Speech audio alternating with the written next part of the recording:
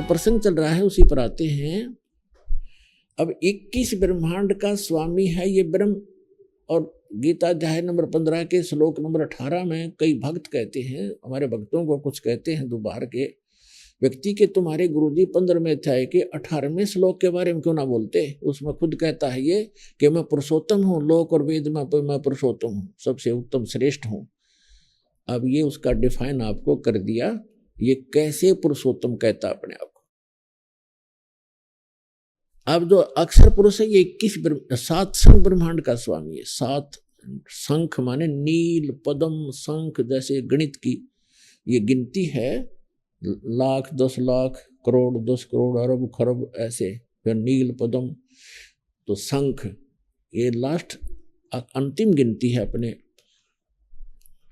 भारतवर्ष की जो देवनागरी के अंदर। तो उसके 7 शंख ब्रह्मांड का वो स्वामी है, 7 शंख। और कितने ब्रह्मांड हैं? असंख्य। हमारे लिए अनगिन, लेकिन परमात्मा के लिए तो वो काउंटेबल है ही है, उसको तो सब पता है। तो ऐसे ऐसे ना जाने कितने ब्रह्मांड हैं, उन सब का मालिक है वो परम अक्षर ब्रह्म। और वो रहता है ऊपर सतलोक के अंदर शाश्वत स्थान में, और हम सभी और आप भी वहीं रहा करते थे। आप जी यहां आ गए अपने बालक बुद्धि से गलती करके। जितने भी चींटी से लेकर हाथी तक, रंग से लेकर राजा तक, देवता ब्रह्मा विष्णु महेश तक, दुर्गा और इस ज्योत निरंजन तक, हम सभी वहां रहा करते थे, सतलोक में रहा करते थे। आपके सभी मकान वहां खाली पड़े, महल।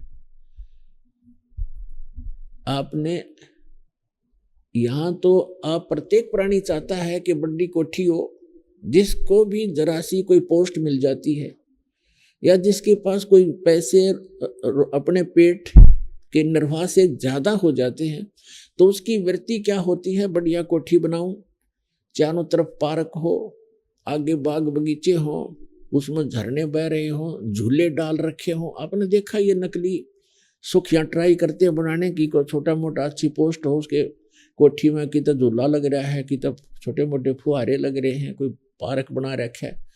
तो ये तो है नकली अस्थाई, कल मृत्यु हो जाए ये साथ नहीं चलेंगे।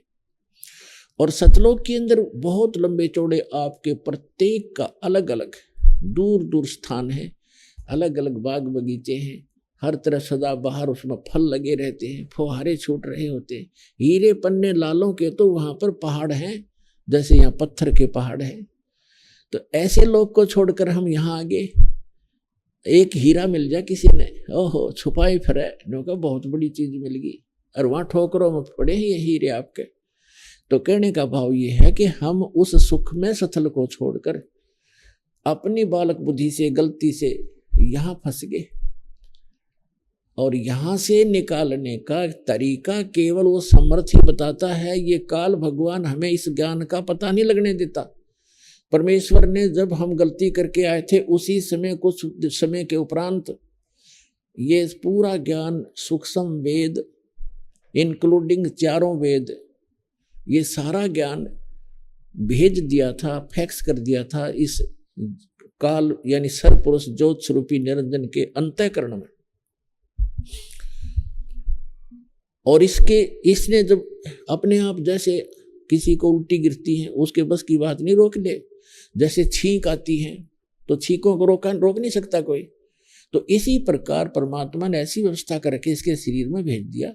कुछ समय के बाद इसने ऐसे ही छींक आई और एकदम ये 4 वेद बाहर आ गए, समुद्र के ऊपर गिर गए, एक सुंदर सुसज्जित ट्रे के ऊपर। इसने 4 वेद उठाए, एक ही वेद था ये, इसने उसको पढ़ा। फिर इसने देखा कि इसके अंदर उस परमात्मा की पूरी जानकारी है, उस सतलोक की जानकारी है, वहां की व्यवस्था की जानकारी है। और मेरे अंतर्गत जितने प्राणी हैं, इनको वो पता लग गया थे, सब भाग जाएंगे। और तेरे को श्राप लगा, इसको श्राप लगा है इसकी गलती से 1 लाख मानव शरीरधारी प्राणियों का नियत आहार करने का। तो इसको इस उद्देश्य से इसने उस सूक्ष्म वेद का वो पार्ट, वो अंग उसको निकाल दिया उसमें से, जिसमें उस लोक की जानकारी और उस भक्ति की विधि थी, वो थी भले ही कोड वर्ड्स में। तो इसने वो बिल्कुल जानकारी समाप्त कर दी, और वो वेद रख जरूर दिए, क्योंकि यहाँ के इसको भी चाहिए थे, इसके ऋषि मुनियों को इसमें जख मारने के लिए वो रख दिए, जिसमें कोई मोक्ष मार्ग नहीं है, ज्ञान अवश्य है इन चारों वेदों में।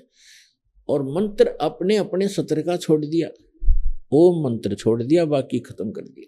तो जिस कारण से इस कंप्लीट स्पिरिचुअल नॉलेज को, यानी सारे दातम ज्ञान को, और कंप्लीट मेथड ऑफ वर्शिप को, वे ऑफ वर्शिप को, कंप्लीट कोर्स, पूर्ण ये मोक्ष भक्ति मोक्ष मार्ग को, मोक्ष विधि को और संपूर्ण कर्मों की जानकारी देने के लिए, इन सब को बताने के लिए वो परमेश्वर स्वयं आता, उस अक्षति को पूर्ति करने के लिए।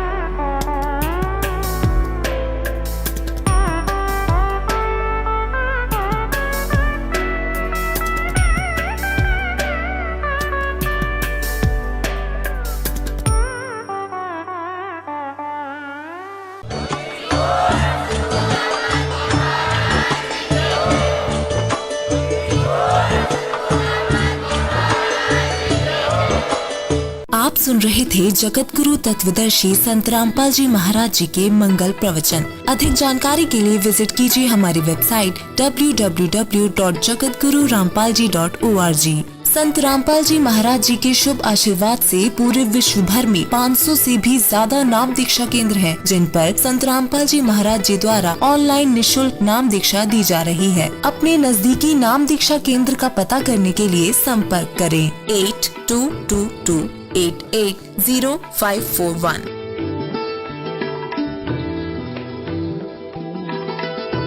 सत साहिब, अनोखी आध्यात्मिक ज्ञान को सुनने के लिए हमारे चैनल को सब्सक्राइब करें। सुने आध्यात्मिक ज्ञान। इसी तरह के अनोखे आध्यात्मिक ज्ञान को सुनने के लिए हमारे चैनल को सब्सक्राइब करें और बेल आइकन दबाना ना भूलें। सत साहिब।